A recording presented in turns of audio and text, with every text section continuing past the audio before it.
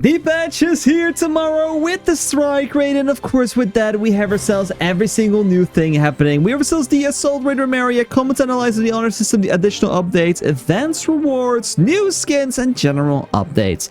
So of course we have ourselves the downtime coming and starting tomorrow for 8 hours. So of course go ahead and touch some grass outside, which is always nice. But first of all, we have ourselves Assault Raider area. So this is actually very simple. It is divided into two things. We have ourselves a 1 to 4 player event dungeon called the Crimson Abyss. This is very easy. And then we've also the 8-player raid, which is going to be against the big boss. So of course this one's going to reward you with some tokens, and this one's going to reward you with a lot of gold and some relic books, which is very awesome. So let's go ahead and scroll down a little bit to see, of course, the entry requirements. We have ourselves 1660 until 1700. The difficulty scales based on the number of party members, and players can earn rewards once per week per character. And this is not classified as endgame update, endgame content, so this is like a guardian technically.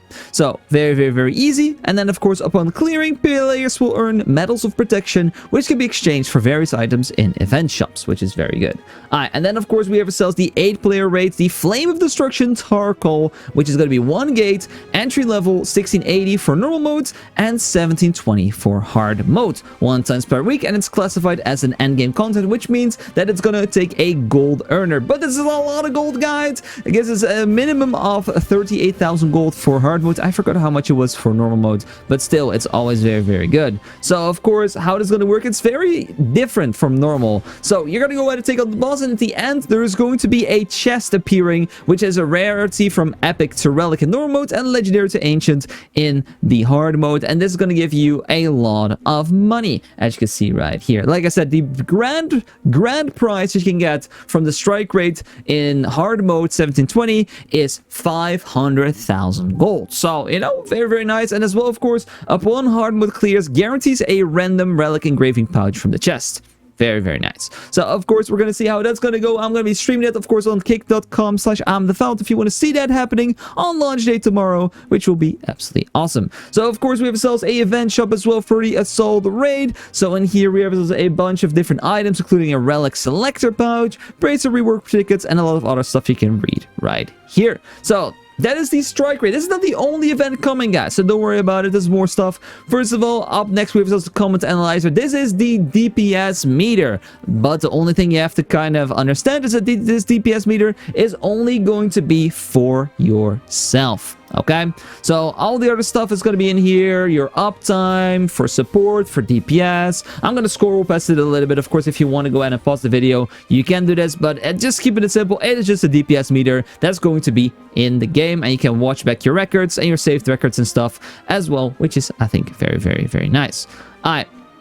Up next, we have the honor system, and this is something very interesting that they added to the game. You can now honor your teammates, which is very nice. So received honor will accumulate at the roster level and increase your honor grade, which will be displayed on your character info window. So guys, I'm gonna be farming this. I'm just gonna say it. I really want to see how high we can do it. Like, finally my efforts will be rewarded. Not kidding, but you know, it will be cool to see, of course, honor grade. So of course a little bit of nitwit stuff about it. You can honor 3 times per character, but you can only honor the same roster once. So if you guys are joining my raids, you can only give me 1 honor per week. So it's not that you can go like 6 characters, give me 6 honors. No, you can only give me 1 a week, but in total you can give 3 per character in total. So, you know, do that times 6, and you know your total amount of honors you're normally gonna do. Weekly honors were set on 6 p.m.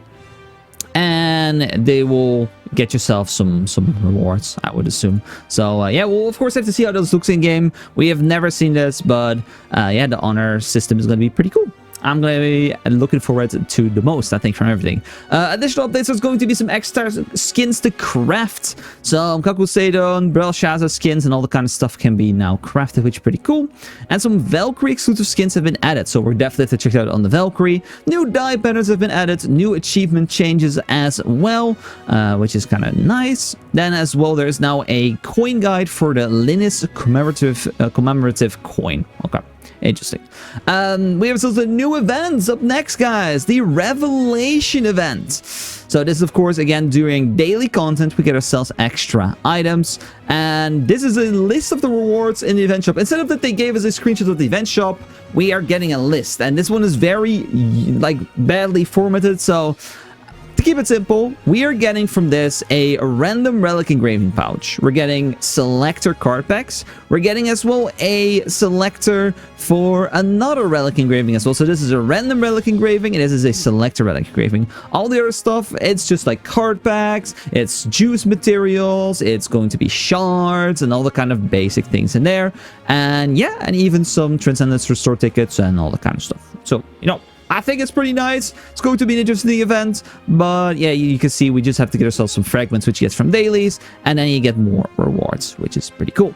Then up to next, we have ourselves the Kurizen All-Out War. The All-Out War event will be running from 17 September until November 19. Work together with the global community in diverse daily activities to accumulate points. So this is going to be like a little UI in the bottom left of your Kurizen menu. And it's just going to give you some rewards. Nothing too crazy, but what's actually nice is that it's like global, which is pretty cool. Maharaka events has ended sadly, and the Golden Frog, of course, has been extended for another month. Up next, we have ourselves a new skin. Sadly, no video. So we have ourselves these Sky Dance skins. Looks very nice. I love the fighter one. Very, very nice. But of course, we cannot see the rest. So I guess this is Valkyrie, maybe Slayer. This is probably a Sork. And yeah, the rest we'll have to see. So, oh, we have a nice image. So enjoy the image, but we don't have a video about it, which kind of sucks. And then general updates, guys. There is going to be a new attendance insignia for 1,000 and 1,500 days. So I'm pretty sure I get both of these. And oh no, wait, 1,000 days. No, I think I actually don't know. I have to see. I think I'm at 1,000, but I'm not 100% sure. But we have ourselves as well some brew changes. This is kind of the same. Like, this is not really anything really changed in here besides that we now always have ourselves 40 rest bonus and stuff. So we get some more rest bonus and things, which is very nice, but nothing too crazy. They did some changes to solo mode. They nerfed and removed some stuff once again from the Ivory Tower, from Vicus, and as well from Valton. So I don't know why they changed it again. And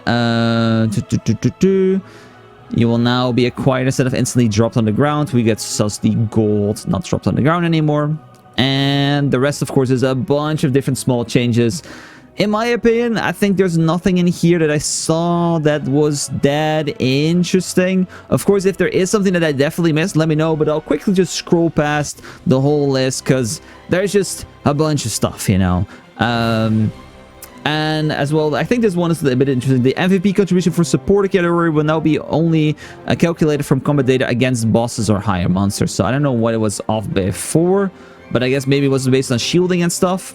And there's some chat macros and things in here that have been changed. So, but like I said, nothing too crazy, but still pretty cool. I'm excited, guys, of course, with the in-game DPS meter. It's going to be nice for people to learn the game. It's going to be nice to have ourselves 2 new things technically to do. The weekly 1 to 4 player dungeon, and as well the 8-player assault raid, which could be very nice. We're going to have a bunch of rewards. We're going to have a bunch of events. No progression events, of course. Keep that in mind. No extra, like, oh, increased honing or whatever. This is not a common occurrence if you're a new player to the game.